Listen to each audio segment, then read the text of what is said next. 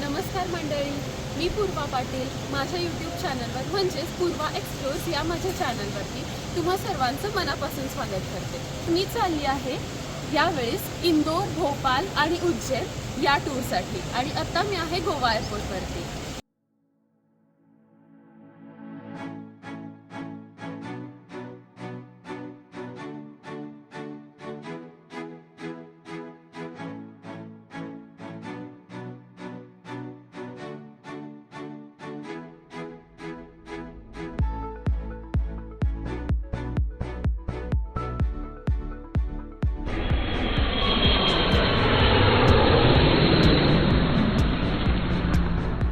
आणि आम्ही पोहोचलो इंदोर एअरपोर्टला.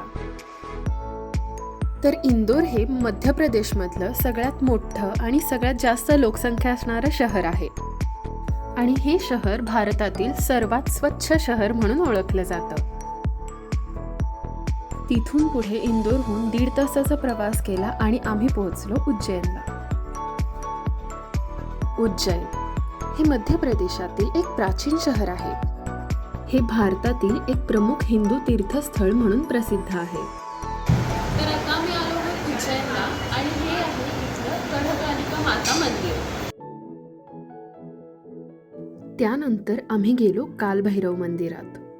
हे मंदिर उज्जैनचे रक्षक मानले जाते आणि असं म्हटलं जातं की महाकाल मंदिरात जाण्यापूर्वी भाविकांनी कालभैरव मंदिराचे दर्शन घ्यायला हवे.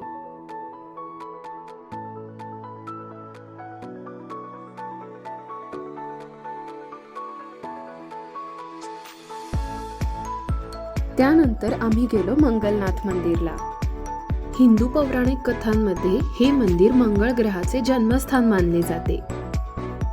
मत्स्य पुराणानुसार हे मंदिर पृथ्वीच्या अगदी मध्यभागी असल्याचे देखील मानले जाते. हे मंदिर भगवान शिव यांना समर्पित केलेलं आहे आणि इथे मंगलनाथ म्हणून त्यांची पूजा केली जाते.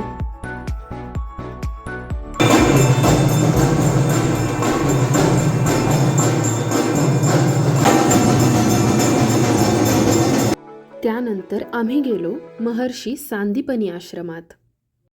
हे एक पवित्र तीर्थस्थान आहे जिथे भगवान श्रीकृष्ण, त्यांचे भाऊ बलराम आणि मित्र सुदामा यांना त्यांचे गुरु महर्षी सांदीपनी यांनी शिक्षण दिले होते.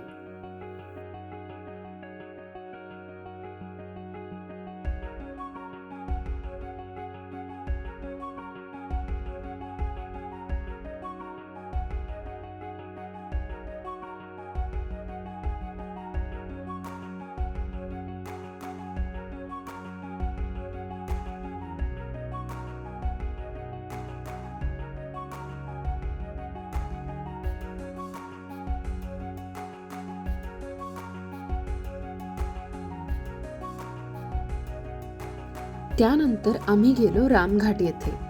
हे ठिकाण कुंभमेळ्यासाठी प्रसिद्ध आहे कारण दर 12 वर्षांनी येथे कुंभमेळा भरतो.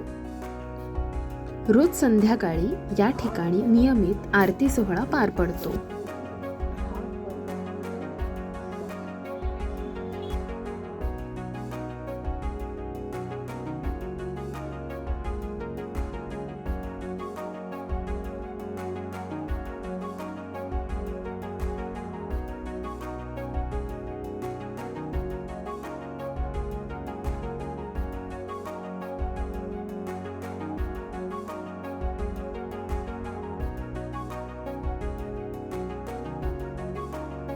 त्यानंतर आम्ही गेलो हरसिद्धी मातेच्या मंदिरात. इकडे सुद्धा दररोज संध्याकाळी भव्य आरती आणि दिवे लावण्याची परंपरा आहे. त्यानंतर आम्ही गेलो माता भद्रकाली मंदिरामध्ये. आणि आता उज्जैन, ज्यासाठी जगप्रसिद्ध आहे अशा 12 ज्योतिर्लिंगांपैकी एक महाकाल उज्जैन इथे आम्ही गेलो. जय श्री महाकाल. उज्जैनमधील सर्वच तीर्थस्थळांचा अनुभव माझ्यासाठी अविस्मरणीय ठरला. रात्रीचे जेवण आम्ही श्रीगंगा इथे केले आणि तुम्ही तिथे गेला तर छोले भटुरे नक्की घ्या.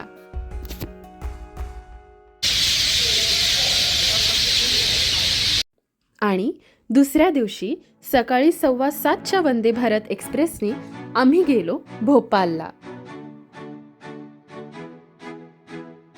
भोपाळ रेल्वे स्टेशनला पोहोचल्यावरच सगळ्यात आधी आम्ही गेलो भीमबेटकाला.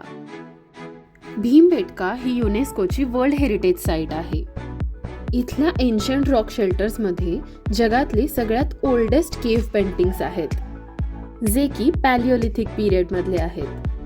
ही चित्र त्या काळातील शिकार, नृत्य आणि सामाजिक जीवनाचे वर्णन करणारी आहेत.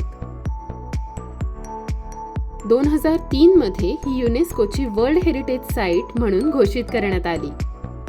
इथे 750 गुफा आहेत आणि त्यातल्या 500 गुफांमध्ये या प्रकारची चित्र आहेत आणि त्यातल्या 15 केव्स आपण पाहू शकतो. खरंच तुम्ही देखील जेव्हा मध्य प्रदेशात याल तेव्हा भोपाळहून अगदी जवळ असणाऱ्या या भीमबेटकाला तुम्ही देखील नक्की भेट द्या.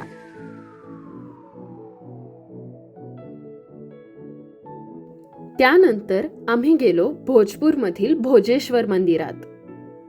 हे 11व्या शतकामध्ये बांधलेलं शिवमंदिर आहे. जगातल्या सर्वात मोठ्या शिवलिंगांपैकी एक म्हणून हे मंदिर ओळखले जाते. हे शिवलिंग 7.5 फूट उंचीचे असून ते एकाच दगडापासून बनवलेले आहे.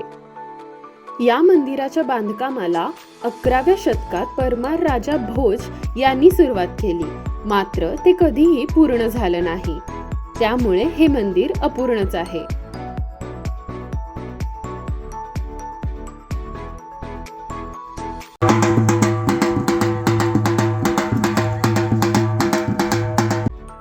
त्यानंतर आम्ही भोपाळला गेलो आणि हॉटेलमध्ये चेक इन केलं. आम्ही यावेळी राहिलो होतो ताज लेक फ्रंट भोपाळ इथं.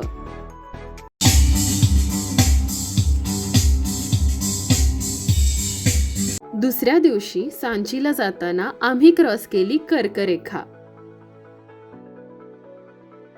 हॅलो, तर आता आपण आलो आहोत उदयगिरीला. हे भोपाळमधून विदिशा या ठिकाणी आहे आणि इकडे प्राचीन गुहा आहेत आणि आता आपण तेच बघणार आहोत. या ज्या गुहा आहेत त्या प्राचीन हिंदू आणि जैन मंदिरांसाठी प्रसिद्ध आहेत आणि या गुप्त काळात कोरलेल्या गेलेल्या आहेत.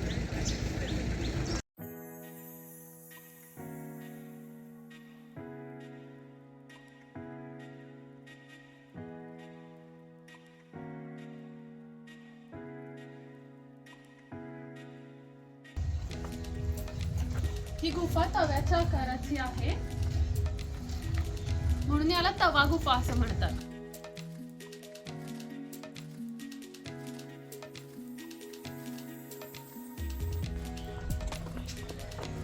आणि आता आपण पाहत आहोत हेलिओडोरस पिलर.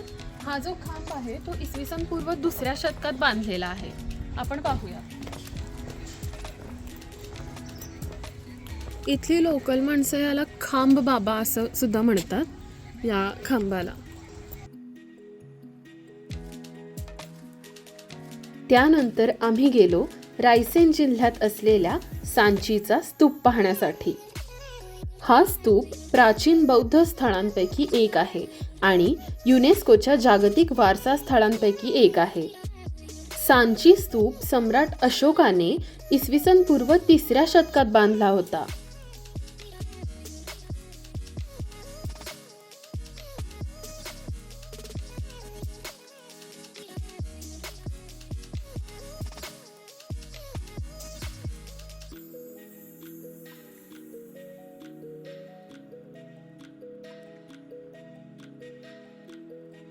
त्यानंतर आम्ही गेलो वनविहारला. हे भोपाळमधील नॅशनल पार्क आणि झू आहे. आणि त्यानंतर आम्ही भेट दिली ट्रायबल म्युझियमला. त्यानंतर दुसऱ्या दिवशी आम्ही गेलो भोपाळहून इंदोरला आणि इंदोरहून ओमकारेश्वरला. ओमकारेश्वरला जाण्याआधी आम्ही गेलो ममलेश्वर मंदिरात. ओमकारेश्वर मंदिर हे नर्मदा नदीच्या काठावर वसलेले आहे आणि ते 12 ज्योतिर्लिंगांपैकी एक आहे. मंदिरात जाताना आपल्याला झुलत्या पुलावरून जावं लागतं.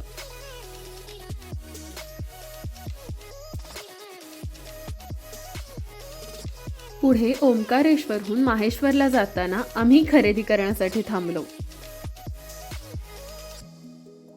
त्यानंतर आम्ही गेलो अहिल्यादेवी होळकर यांचे निवासस्थान पाहण्यासाठी. याच ठिकाणी राहून पुण्यश्लोक अहिल्याबाई होळकर यांनी 1765 पासून 1796 पर्यंत राज्यकारभार केला. पुण्यश्लोक अहिल्याबाईंनी रयतेच्या काळजीपोटी अनेक गोष्टी केल्या होत्या. देवी अहिल्याबाई यांनी 12,000हून अधिक मंदिरांचा जीर्णोद्धार केला. न्याय व्यवस्था आदर्श बनवली. स्त्री पुरुष समानता आणि सामाजिक एकात्मतेसाठी प्रयत्न केले. महेश्वरचा हा किल्ला खरंच खूप सुंदर आहे आणि आता या किल्ल्याचा एक भाग प्रसिद्ध अहिल्या फोर्ट हॉटेलमध्ये रूपांतरित करण्यात आला आहे. तुम्ही जेव्हा इथे याल तेव्हा गाईड मात्र नक्की घ्या.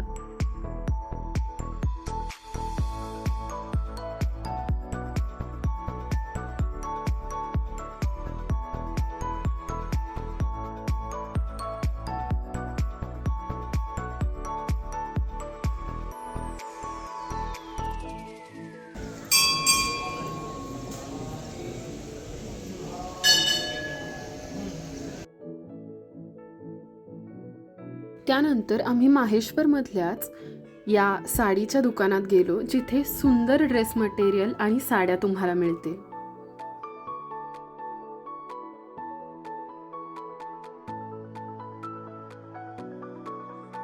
आणि त्यानंतर आम्ही पोहोचलो या टूरच्या माझ्या सगळ्यात आवडत्या ठिकाणी, आणि ते म्हणजे आहे इंदोरचा सराफा बाजार. इथे मी भरपूर वेगवेगळे पदार्थ ट्राय केले. त्यातला सगळ्यात पहिला म्हणजे गराडू. त्यानंतर मी ट्राय केला ग्वावा शेक. त्यानंतर मी ट्राय केला इथला दही वडा, आणि हे कोकोनट क्रश तरी मला खूप आवडलं. त्यानंतर आम्ही ट्राय केली इथली फेमस फरियाली खिचडी, आणि त्यानंतर मी पोहोचले सराफा बाजारचं अट्रॅक्शन, जिथे आपल्याला मिळते गोल्ड कुल्फी. मी तरी ट्राय केली, तुम्ही कधी करताय? आणि इथला रबडी आणि घेवर तर मला जग्गात भारी वाटला. आणि मी ट्राय केली भुट्टे का कीस ही डिश, आणि त्यानंतर कुनाफा सुद्धा ट्राय केला.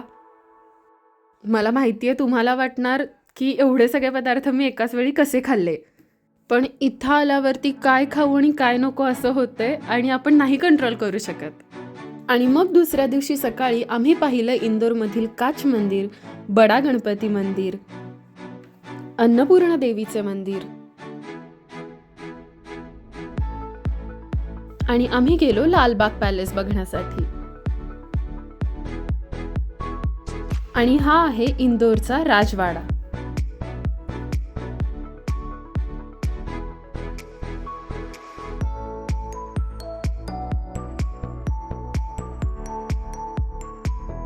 नंतर आम्ही भेट दिली सेंट्रल म्युझियम इंदोरला. आणि त्यानंतर आम्ही गेलो माझ्यासारख्या खवय्यांच्या सगळ्यात आवडीच्या ठिकाणी, 56 दुकान.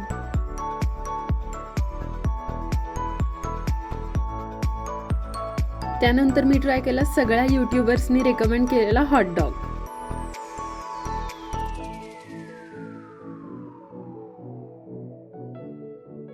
आणि या सगळ्यामध्येच वेळात वेळ काढून तुम्ही या इंदोरच्या फिनिक्स सिटाडेल मॉलला, आणि इथे करा मनसोक्त शॉपिंग. तर मंडळी, ही अशी होती माझी मध्य प्रदेशची टूर. इथल्या खूप सुंदर आठवणी घेऊन आम्ही आता पुन्हा घरी चाललो आहोत. माझा व्हिडिओ आवडला असेल तर नक्की लाईक करा, तुमच्या मित्रांपर्यंत शेअर करा, माझ्या चॅनलला सबस्क्राईब करा. Thank you so much. Bye bye. भेटू लवकरच पुढच्या एका टूरला.